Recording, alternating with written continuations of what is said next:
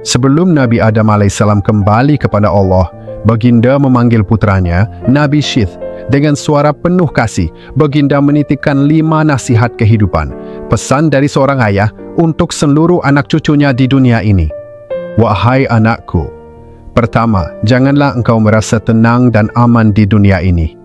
Kerana aku pernah hidup di syurga yang kekal, namun kerana satu kesalahan, aku dikeluarkan daripadanya. Dunia ini bukan tempat rehat, ia tempat ujian. Kedua, janganlah engkau terlalu menurut kehendak istrimu dalam perkara yang menyalahi perintah Allah. Kerana aku menurut kehendak Hawa, hingga aku memakan buah larangan dan akhirnya menyesal. Ketiga, renungkanlah setiap perbuatanmu sebelum engkau melakukannya. Andai aku memikirkan akibatnya dahulu, tentu aku tidak tertimpa penyesalan seperti ini. Keempat, jika hatimu merasa takut terhadap sesuatu, maka tinggalkanlah ia.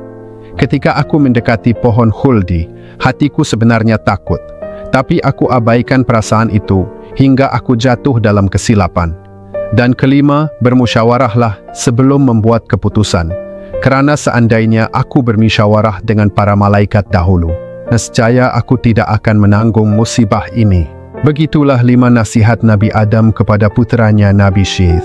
Pesan yang lahir daripada penyesalan, kasih dan hikmah, agar kita, anak cucunya, tidak mengulangi kesilapan yang sama. Ingatlah, dunia hanya sementara, tapi nasihat para nabi itu abadi.